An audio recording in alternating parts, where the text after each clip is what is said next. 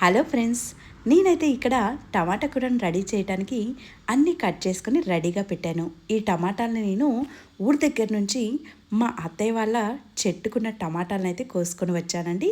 చాలా టేస్టీగా మనం చిన్నప్పుడు తింటే ఎలాంటి టేస్ట్ వచ్చిందో అలాంటి టేస్ట్ ఈ కూరకు వచ్చిందండి.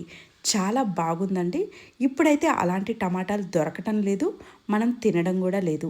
కానీ ఈ టమాటాలైతే ఏమీ వేయకుండా పండించారు కాబట్టి సేమ్ అదే టేస్ట్ వచ్చిందండి.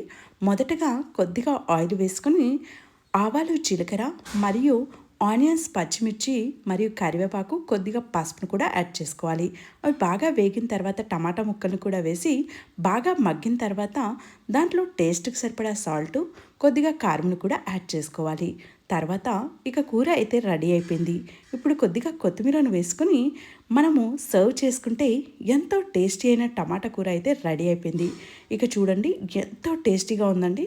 నాకైతే చాలా నచ్చింది.